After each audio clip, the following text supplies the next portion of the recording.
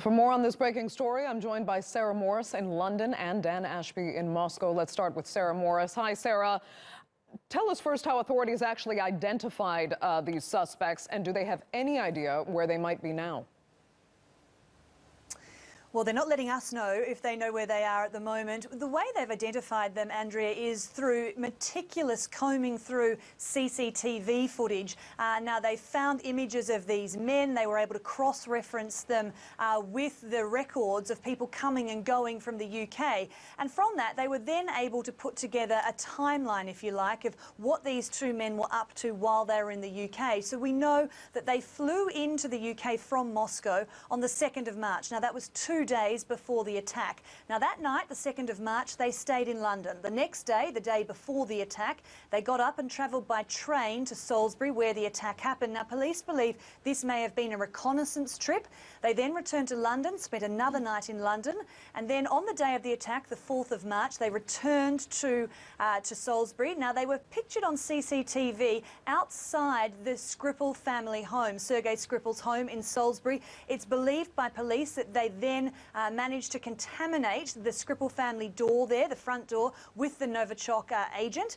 Police believe they used a perfume bottle to carry the agent and sprayed it onto the front door handle of Sergei Skripal's house. They then left the Salisbury area on the same day as the attack, made it to Heathrow Airport and left the UK that night, the same night as the attack happened. Now, both times when they flew in and out of the UK, they travelled on Aeroflot, which is the Russian state airline.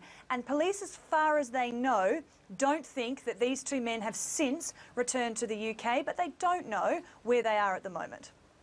Sarah, remind us why and how much the Skripal case actually damaged the already strained UK-Russia relationship. Well, really, from the onset, the UK was very quick to say they believed that Russia and the Russian state was behind this attack. Of course, it was the first time a nerve agent had been used on European soil since the end of World War II. So it was the shock factor, the brazenness, I guess, of using such a strong agent that really caused the UK to kick into action pretty quickly. We know that they expelled a number of diplomats here, Russian diplomats who were here in the country, and of course Russia has always denied any involvement in this case altogether. And so, of course, relations have since deteriorated between the two.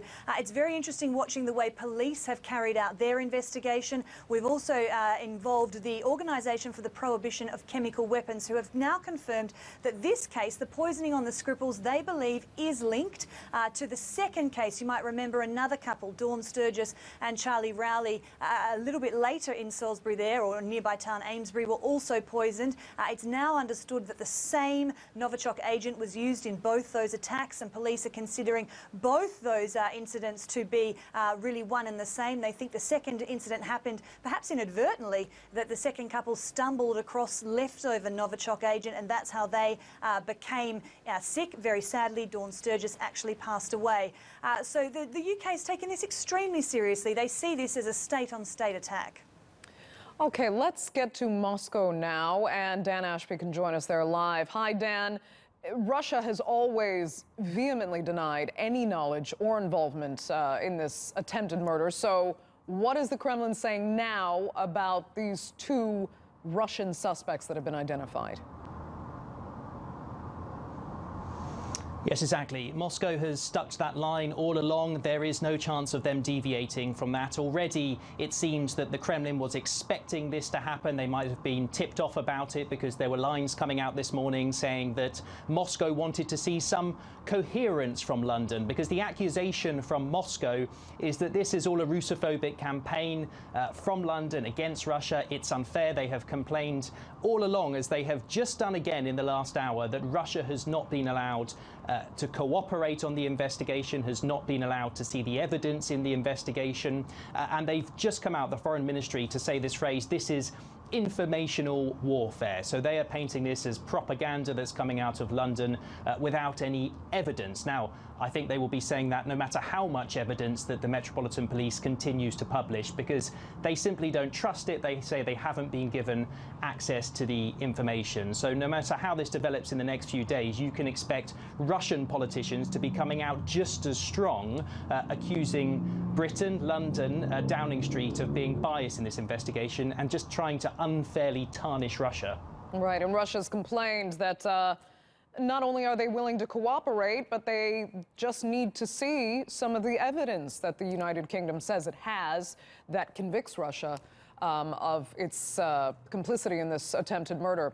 And the UK now is not issuing an extradition request to Russia because it says Russia won't extradite its own citizens. But what is Russia proposing should these two men be found on Russian territory? Will it perhaps arrest them, hold them, question them itself in a demonstration of how Russia is willing to cooperate?